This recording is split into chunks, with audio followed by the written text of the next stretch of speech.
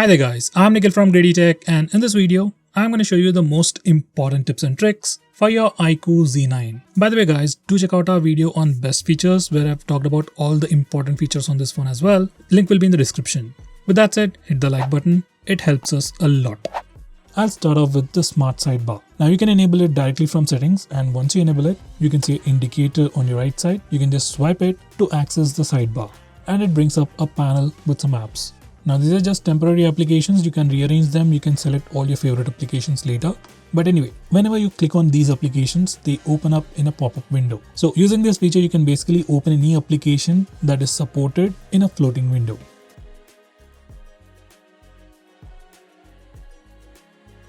Next, we have an inbuilt feature to hide your photos and videos. In Albums application, just select the photos or videos that you want to hide, then go to menu, click hide. You can find all your hidden photos in the album settings page. Just click on hidden photos, enter the password, and you can access all your hidden files. Now this password can be different from your regular phone password as well, making it more secure. Next, we can also check out and undo recently deleted files. Now this particular feature doesn't work everywhere, it only works in the default Albums application. Now in the Albums application, whenever you delete any files, photos or videos, they won't be deleted immediately. They'll be moved to another recycle bin kind of a folder. You can find them in the recently deleted section. Now these files will be automatically deleted later after a month or so. By the way, if you don't like this recycle bin kind of a feature, you can also disable it from settings so that whenever you delete any files, all those files will be deleted immediately. Next we have navigation gestures. Now once you enable the navigation gestures, you can swipe from the bottom of the screen to go home. You can swipe and hold for recent apps. And you can swipe from the left side or the right side of the screen to go back a step. To trigger Google Assistant, you can swipe diagonally from the bottom left corner or the bottom right corner. Just swipe it and Google Assistant will trigger. Besides all these gestures, you can also quickly switch between applications by swiping left or right on the bottom bar, just like on iOS. Next we have split screen mode. Now split screen mode allows you to use two applications at the same time, and there are multiple ways to open or start split screen mode. First we can do it from the recent apps page. Just go to the recent apps page and click on the app icon and select open split screen mode. Then the current application will open up in the top window. Then you can select the secondary application from the list below, or you can go to the home screen and then select the secondary application. Another way to start split screen mode is from the notification toggles. Just go to the notification toggles and click on split screen and you'll enter the split screen mode. The third way is using a gesture. On this phone we have a 3-finger gesture to quickly open the split screen mode. On any compatible application, you just need to swipe up using 3 fingers and you'll open the split screen mode. Very few phones out there offer this particular feature and it works really well. Next we are going to talk about small window. Now this feature allows you to open applications in a smaller window. You can do that directly from the recent apps page. Go to the recent apps, click on the app icon and click on open in a small window. Once you do that, that particular application will open up in a floating window. You can move it around, you can resize it, you can minimize it into a pop-up bubble.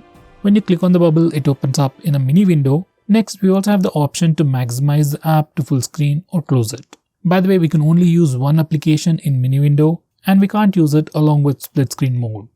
Next, I'm going to show you different ways to take screenshots on your phone. First way is using the buttons. You can just press the volume down and power button both at the same time to take a screenshot. Next, we also have the 3-finger screenshot gesture on this phone. It's enabled by default. If it doesn't work, you can just enable it. Now this is how it works. Once you enable this feature, just swipe down using 3 fingers and you'll be able to take a screenshot. It's very simple and it's very handy.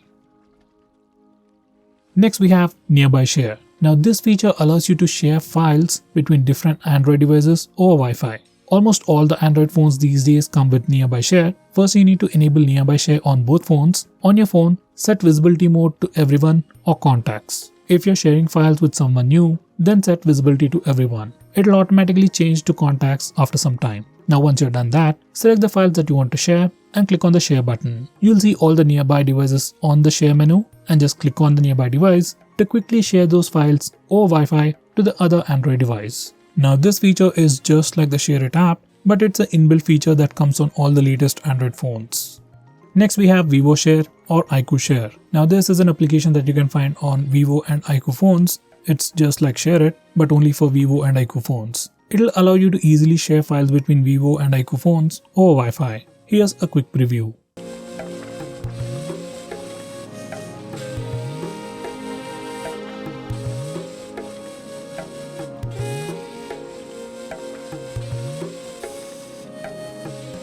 Next we have notification history. Now once you enable this particular feature, all the notifications that you get will be recorded in the notification history place. So even if you accidentally dismiss a notification from your notification bar, you can still find them in the notification history panel. I would definitely recommend you to use this feature. Next we have privacy dashboard. Now this particular feature allows you to see which application has access to your camera, GPS, microphone and other permissions. And at the same time, this particular feature allows you to see which applications have used which particular permission at which specific time. So you get a complete timeline history and you can easily find out which applications are misusing permissions, and from here you can also block those applications from accessing those permissions.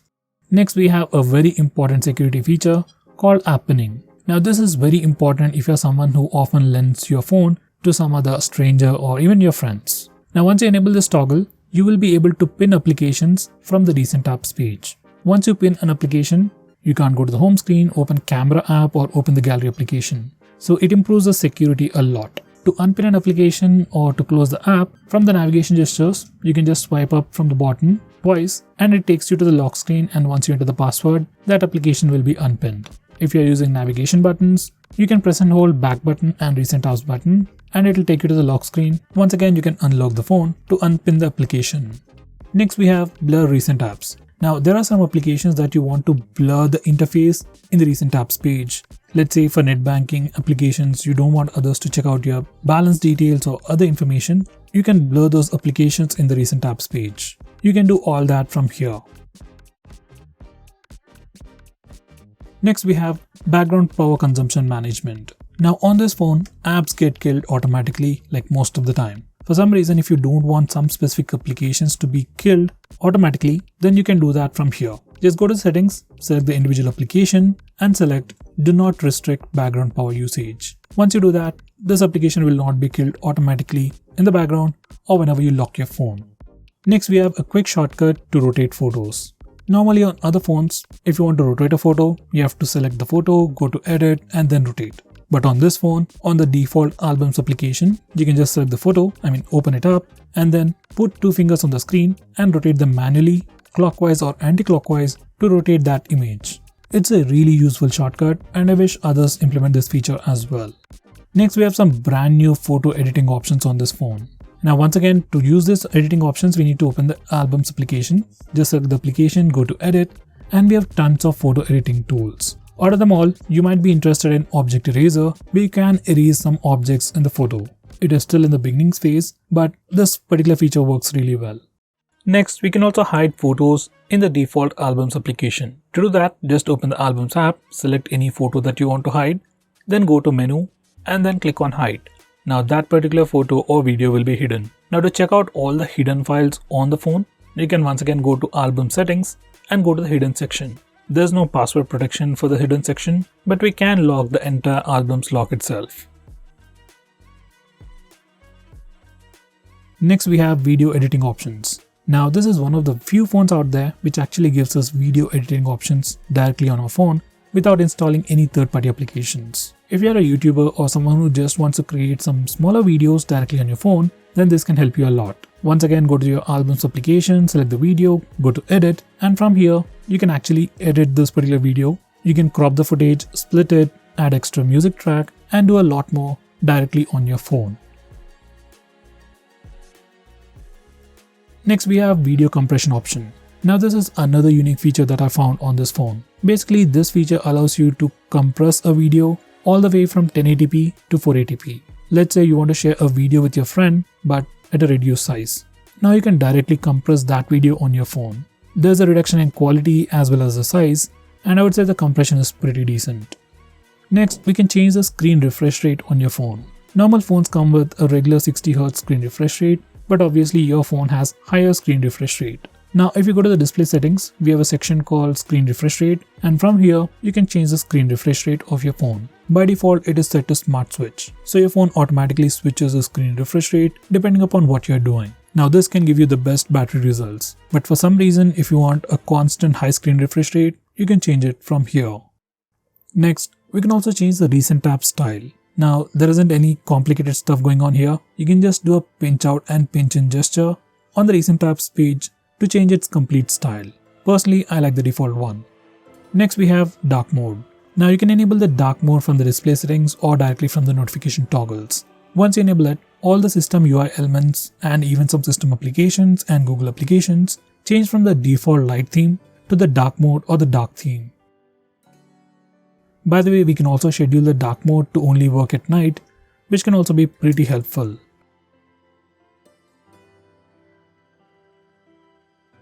Next we have default app management. Now from this place, you can change your default phone dialer, default SMS application, default browser and so on. So if you want to change it, you need to come to this place. Next we have flash notification. Now once you enable this feature, every time you get a call or notification, your flashlight blinks and gives you a notification. Now this particular feature can be pretty handy if your phone is lost and is in silent mode. Next, we can also display the battery percentage directly on the status bar. If you want to do that, just enable this toggle.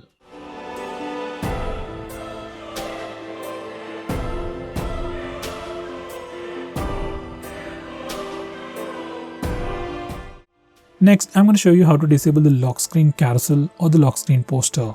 Now, on your phone, whenever you go to the lock screen, do you see a different wallpaper every time? If you don't like this particular feature, you need to disable the lock screen carousel or the lock screen poster from the lock screen settings. And this is how you can do it. Just disable the toggle to have a static lock screen wallpaper. Next, I'm going to show you another important security feature. Once you enable this feature, let's say you lost your phone or just misplaced it, then no one will be able to completely shut it down from the lock screen. To turn it off, you need to unlock the phone and then only you can restart the phone or shut it off. Once again, it's a very important security feature and I would recommend you to enable it. So guys, these are the most important tips and tricks for your phone. If I missed out on anything important, do let me know by commenting below this video. With that said, this is Nikhil signing off.